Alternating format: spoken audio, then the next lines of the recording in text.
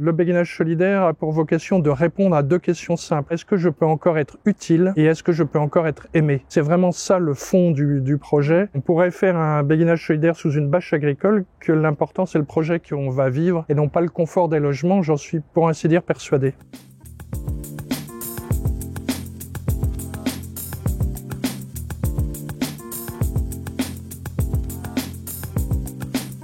Au départ, nous sommes partis de la question du logement adapté des seniors et éventuellement des personnes ayant un handicap. Et là, nous avons clairement fait fausse route. Aujourd'hui, nous parlons de tiers-lieux habités. Dans l'idée, on est quand même sur ce lieu de rencontre qui va permettre de créer des projets, de créer des activités, des actions intergénérationnelles qui vont permettre des rencontres entre différentes personnes.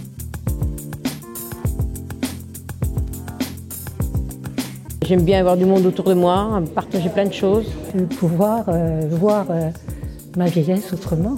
C'est-à-dire de savoir qu'on pouvait être entouré, qu'il y avait de l'échange, puis en vieillissant de se sentir moins seul aussi, parce que la vieillesse, elle amène la solitude. Et de ne plus avoir d'escalier.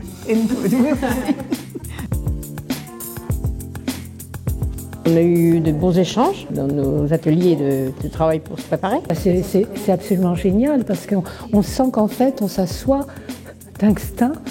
C'est drôle quand même des synchronismes sur les gens qui en fait partagent la même énergie quelque part. Il y a un petit lien qui se crée.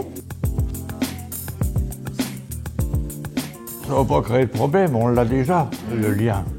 Ça ne va rien nous changer pour nous. Le lien, il sera comme actuellement. De toute façon, les gens que je connais, je continuerai de les côtoyer. Ce que je leur explique surtout, c'est que je ne serai pas enfermée dans le béguinage. Vous pourrez venir me voir, tout comme vous pouvez venir me voir chez moi.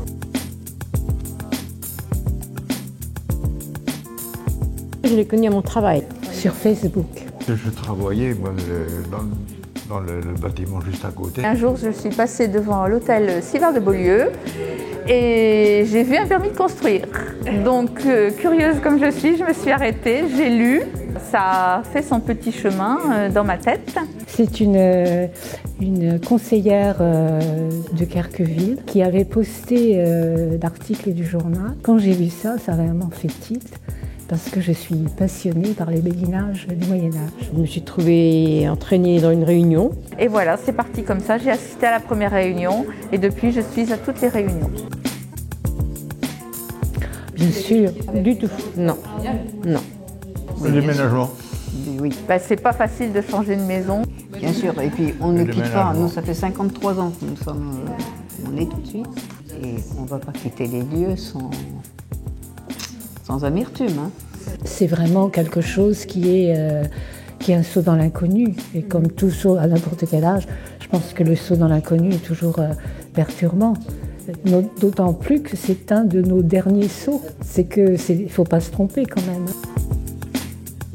Faire d'autres activités, faire des sorties, faire la fête, faire des moments de goûter, des moments de partage. Ouais. Tout ce qui est coin cuisine, les fleurs, les petites fleurs.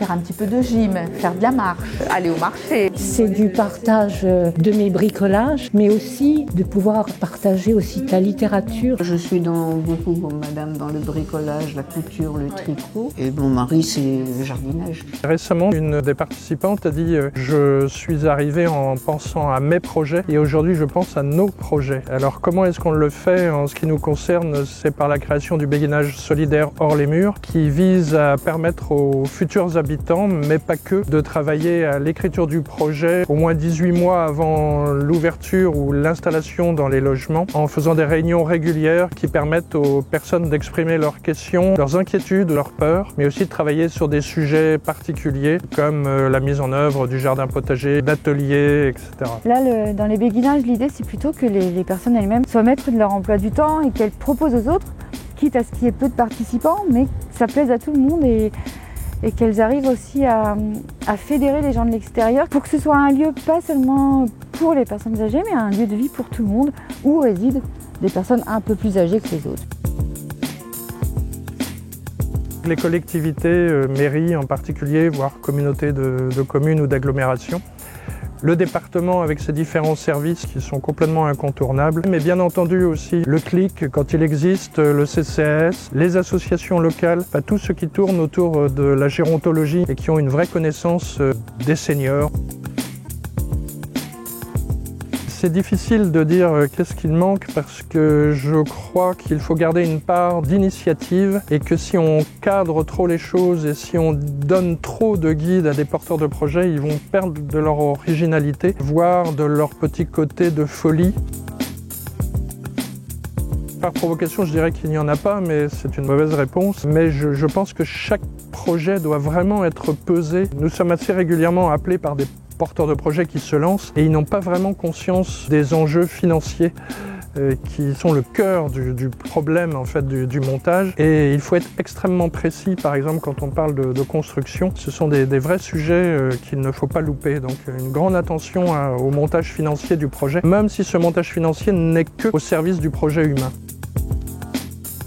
Ces habitants viennent en partie par le bouche à oreille. Ils ont aussi éventuellement été recommandés par le CLIC ou le CCAS, mais aussi par la communication locale, par les médias, qui sont des très bons supports pour nous. Et puis aussi parce que nous avions organisé une journée portes ouvertes qui avait permis à 150 personnes de venir découvrir le lieu du futur béguinage de Valognes. J'en donnerai deux. La première, c'est la rencontre et la deuxième, c'est la bienveillance.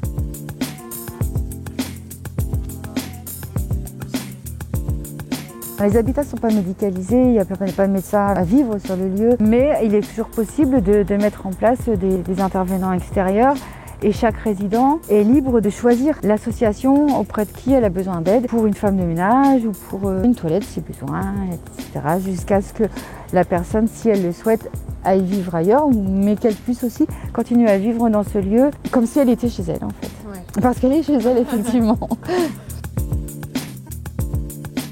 On prendra par rapport aux gens, à mon avis, qui adhèrent au projet. C'est la raison pour laquelle le béguinage, en fait, on n'est pas propriétaire de l'appartement, on est juste locataire. Si on laissait les gens être propriétaires, ils risqueraient de vendre au plus offrant. Donc pour conserver l'esprit béguinage, il faut que l'association reste propriétaire des locaux et effectivement choisisse elle-même les futurs locataires. Alors on a déjà été contacté par d'autres communes pour de nouveaux béguinages et effectivement essayer de créer un réseau entre béguineurs, je ne sais pas si on dit ça comme ça, pour qu'ils puissent s'échanger des idées sur leur façon de procéder pour attirer les gens, pour faire vivre la commune. En fait c'est un petit peu le but du béguinage aussi et du tiers-lieu partagé, c'est de redynamiser un bourg et pas seulement de donner un logement à des personnes qui ne veulent pas aller en EHPAD parce que